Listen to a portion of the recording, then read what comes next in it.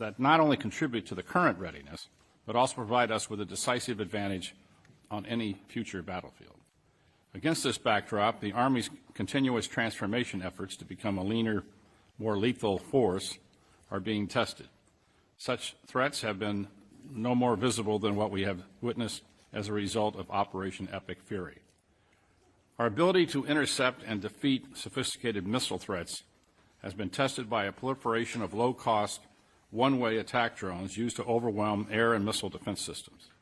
Unfortunately, we have suffered the threats of not addressing this technology as we continue to mourn 6 U.S. soldiers who were killed last month in Kuwait due to an Iranian drone strike. I understand the Army has invested close to $1 billion in counter-UAS capability this fiscal year, and I'm interested in learning more about how you intend to get these systems into the hands of the warfighter sooner.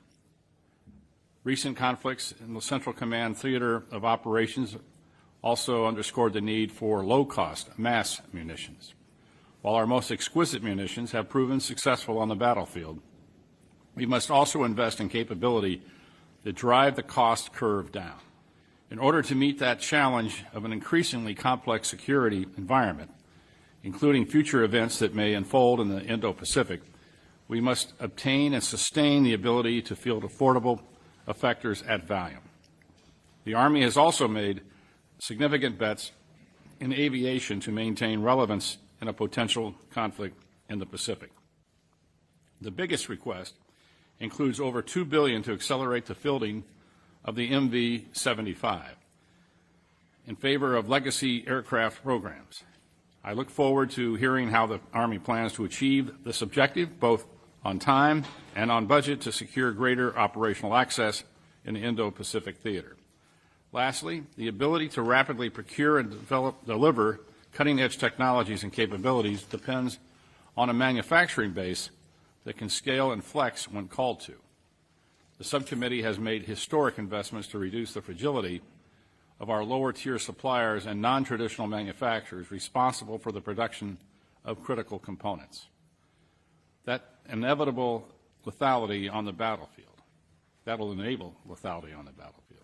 I hope you'll discuss today how your fiscal year 27 budget plans to address this challenge to maximize capability and capacity in the industrial base. With that, I recognize the distinguished ranking member, Ms. McCollum, for her opening remarks. Thank you, Mr. Chair. Thank you for the courtesy you always extend me. General, Mr. Secretary, welcome to the committee, and as the Chair said, we need information and look forward to a fruitful discussion on the Army's fiscal year 2027 budget request. First, I want to express to both of you my condolences for the loss of now 7 soldiers recently in the Middle East. Mr. Secretary, to you personally, I want to thank you for your engagement with me at the Dover Air Force Base regarding the funeral for Master Sergeant Nicole from White Bear Lake, Minnesota. I can tell you my voice is a little soft talking about Nicole too, so thank you so much, Mr. Womack. I want to tell you how much I know firsthand your engagement meant to the family and to the entire community. So thank you so very much. It was a very trying time, and you and those that you tasked with it performed in a way that we expect when we leave no one behind. Thank you so much. The subcommittee would also need a status on the 200 soldiers that have been wounded in the conflict. Turning to the budget request. For the second year in a row, this hearing has been held without full details of the Army's request, and that is very disappointing. Even though the budget was dropped on April 3rd, the administration still has not provided to us the justification documents for their request. We need the details when the budget is made public. And that's the only way we can do our job properly to do the oversight that we are tasked with. To be clear, the size of the request for defense spending is shocking. And in the base budget, the Department of Defense requests over $200 billion over last year's enacted levels.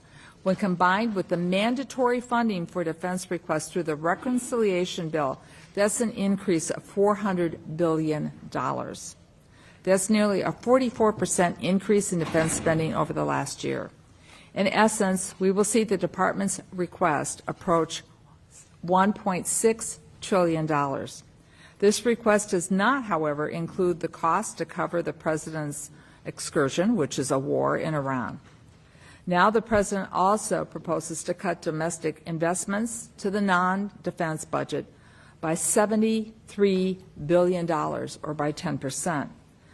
There's even cuts to NASA by 67%, which is striking given how the Artemis mission has captured the attention of Americans, and we will learn much from that mission that will help with our national and economic security.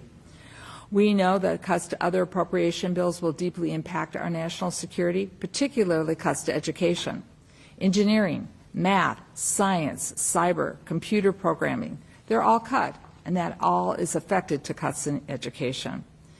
It means that when it comes to our future national security workforce, the President's budget is not doing the justice it needs to have happen for the next generation. When it comes to our future national security workforce, the President's budget will, in my opinion, make our military suffer because it decimates our workforce development that we need all across the board.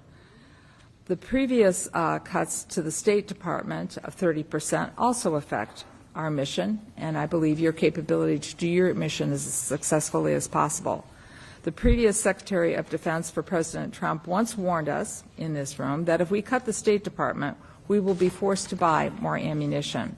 Just look at South America or the Middle East and see what that warning was all about that he was predicting. For the Army, the request includes $18 billion increase to its discretionary level with more funds for procurement. That's an increase for missiles, which tracks the Secretary Deputy's acceleration plans for munitions. Now, we know the administration monitors the level of munitions, but we must come up with a better solution for taking out drones. Using Patriot missiles that cost $3 million each is not cost effective and it's not sustainable. There's a $1 billion increase for operations and maintenance activities for maneuver units. These funds and training operations that maintain readiness.